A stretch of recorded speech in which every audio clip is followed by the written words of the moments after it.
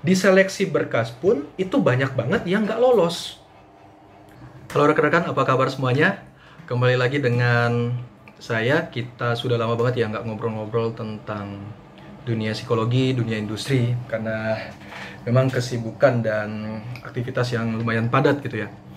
Oke, hari ini kita akan membahas satu topik yang related banget dengan teman-teman yang mungkin sekarang lagi find out pekerjaan, lagi nyari-nyari pekerjaan, atau mungkin organisasi yang lagi pusing nih. Kok buka-buka lowongan pekerjaan tetapi nggak dapat kandidat yang oke. Nah, kebetulan saya juga join di salah satu grup WhatsApp info lowongan kerja di Surabaya Sidoarjo, dan memang setiap hari sampai hari Sabtu dan Minggu paling tidak ada yang posting info lowongan kerja tersebut gitu ya. Ada sekitar 4-8 lowongan kerja tiap hari loh.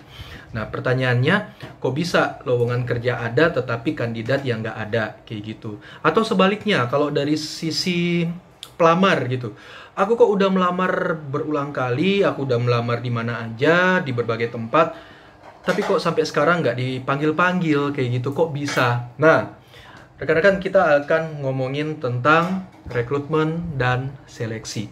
Cuma supaya video ini nggak terlalu panjang, saya akan membaginya menjadi beberapa part ya, supaya juga nggak bosen begitu.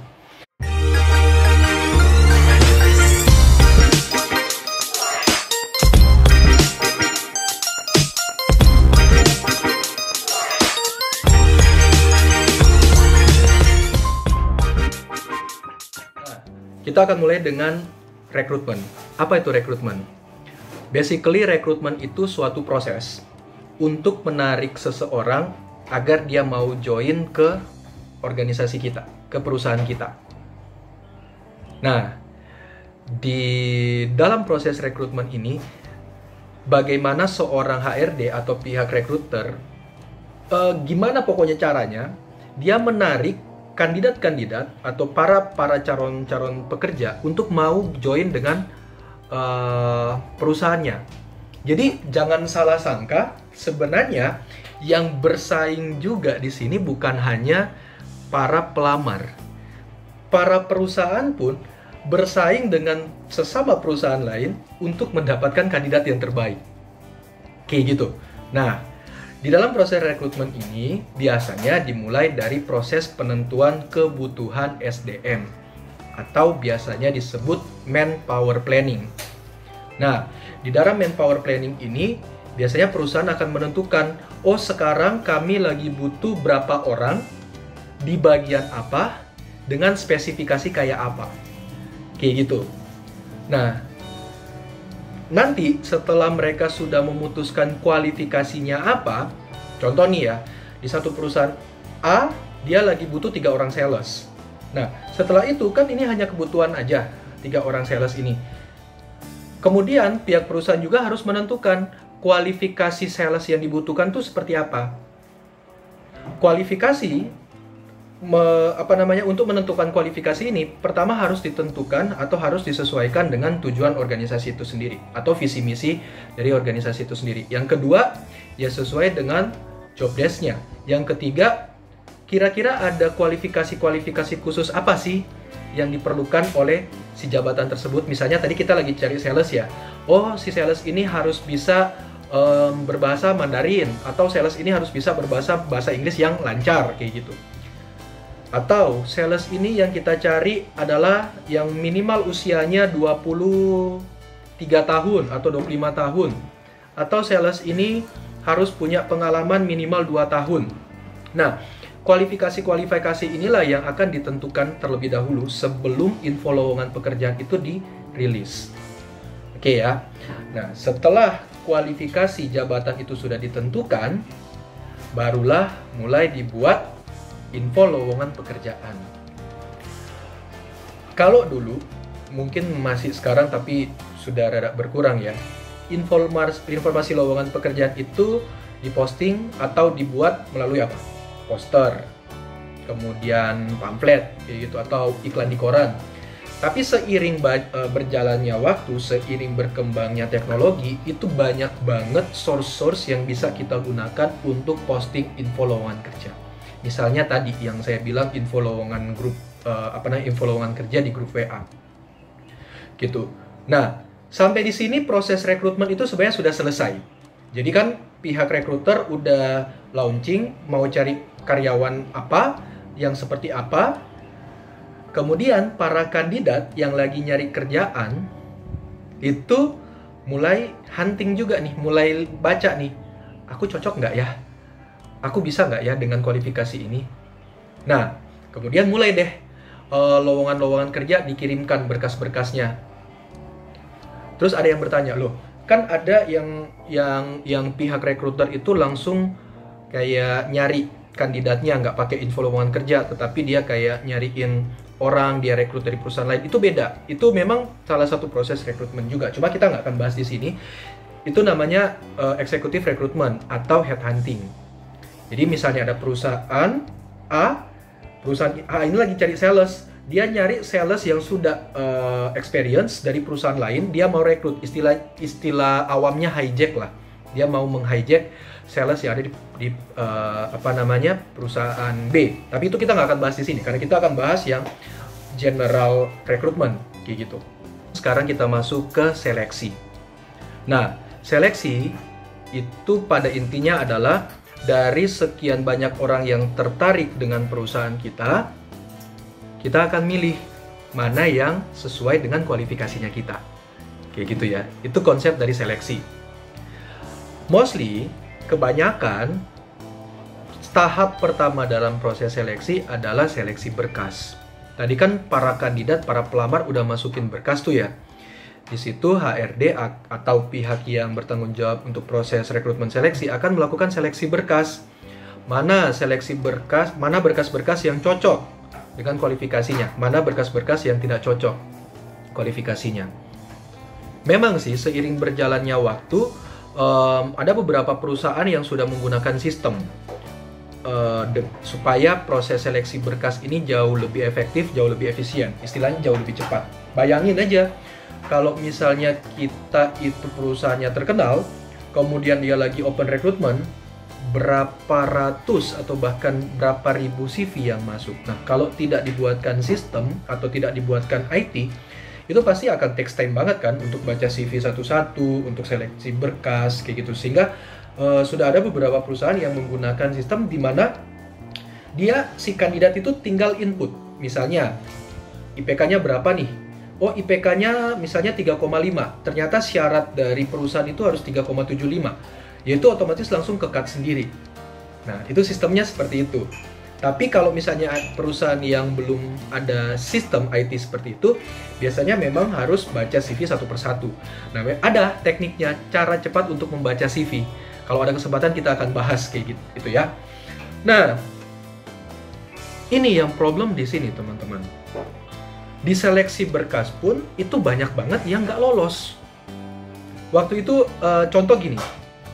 Waktu itu saya pernah posting info lowongan pekerjaan untuk mekanik. Untuk mekanik.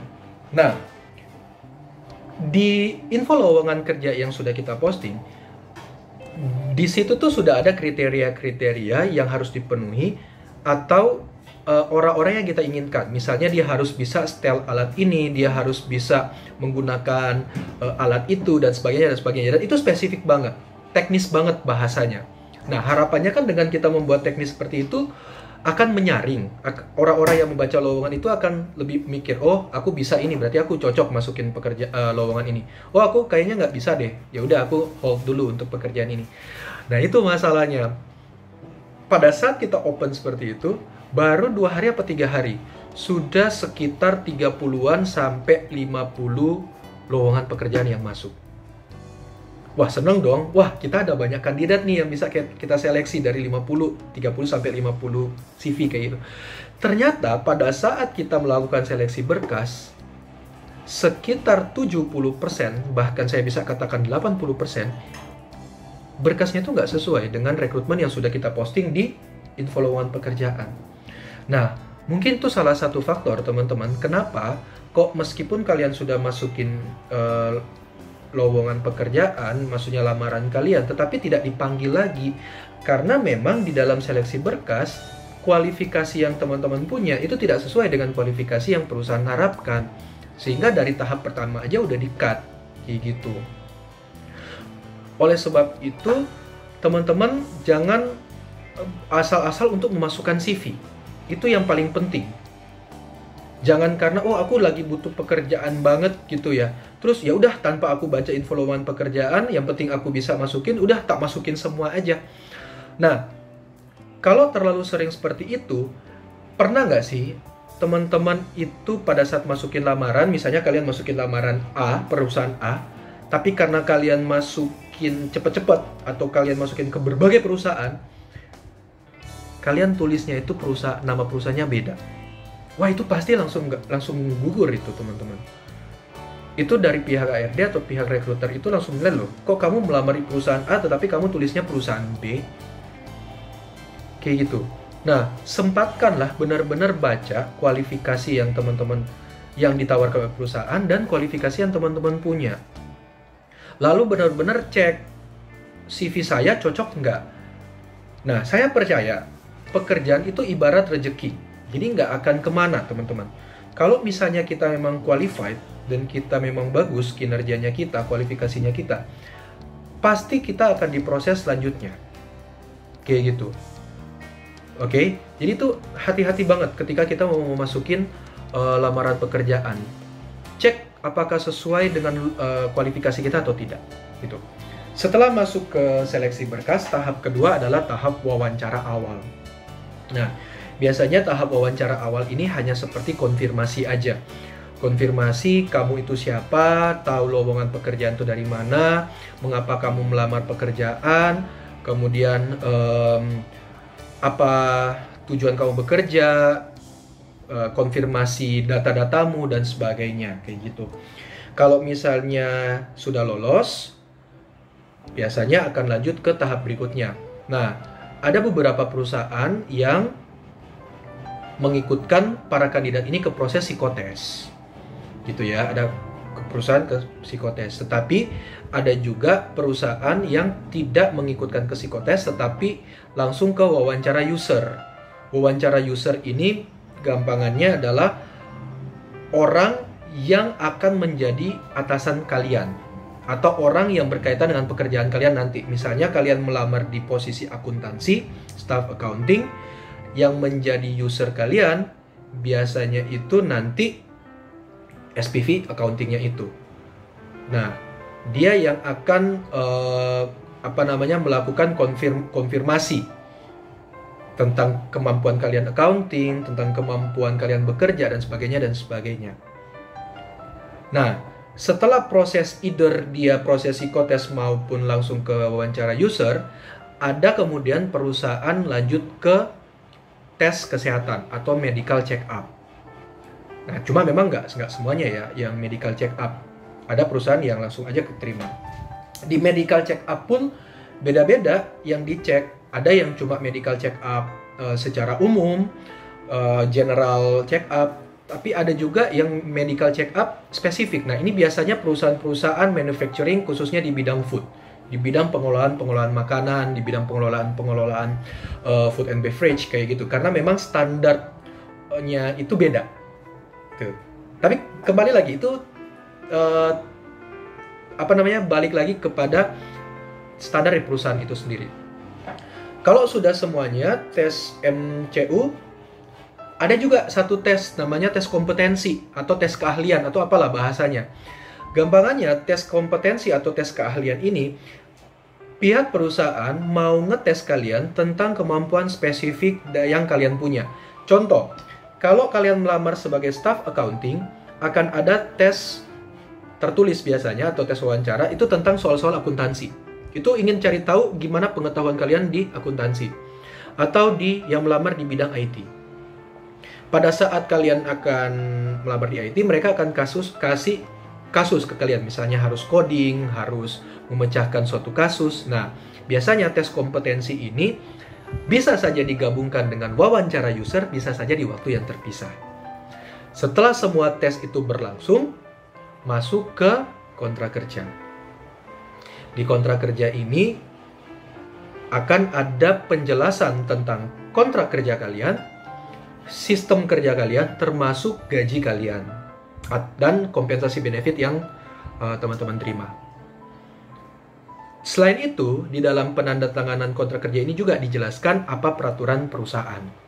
Nah, setelah selesai tanda tangan kontrak, semuanya sudah oke, akan placement atau diserah terimakan ke bagian yang kalian lamar. Misalnya dari pihak HRD serah terima ke bagian akuntansi kalau dia memang melamar staf akuntansi, atau ke IT, staf IT kalau dia melamar staf IT. Itu teman-teman, proses rekrutmen dan seleksi secara umum. Sekali lagi nggak boleh digeneralisir ya, karena setiap perusahaan pasti punya standar yang beda-beda. Kalau misalnya ditanya berapa lama setiap prosesnya itu sangat tergantung dari perusahaannya. Ada yang dari jeda seleksi berkas, dari kalian masukin berkas sampai dia seleksi, sampai dia wawancara awal cuma butuh waktu 2 hari mungkin. Ada yang bisa seminggu. Kayak gitu. Jadi memang sangat-sangat relatif. Nah, kalau untuk video ini sekian dulu untuk kita bahas tentang konsep dari rekrutmen dan seleksi. Nextnya kita akan bahas secara spesifik kira-kira apa saja sih faktor-faktor yang bikin kita nggak keterima atau kita nggak lolos dalam tahap seleksi penerimaan calon karyawan baru. Harapannya dengan teman-teman tahu apa aja faktor-faktor tersebut, kalian bisa menghindari faktor-faktor itu sehingga chance teman-teman untuk bisa keterima di suatu perusahaan menjadi lebih besar. Oke? Pesan terakhir, tetap semangat untuk mencari pekerjaan. Kalian lihat lagi CV kalian seperti apa, apakah sudah terupdate. Cari benar-benar lowongan pekerjaan yang sesuai dengan kualifikasi kalian atau kemampuan kalian. Dan ikutilah prosedur yang ada. Kalau misalnya perusahaan menghendaki kirim CV atau berkas lamaran sesuai dengan format tertentu atau format email kayak gitu, ikutilah seperti itu. Karena itu pun menjadi salah satu seleksi sebenarnya. Kalau misalnya perusahaan meminta kalian untuk mengirimkan berkas-berkas tertentu, penuhilah itu. Gitu ya. Oke, itu dulu teman-teman untuk video kali ini.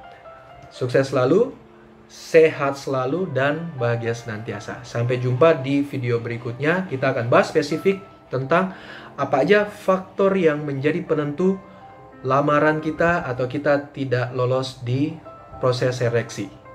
Oke, sampai jumpa. Bye-bye.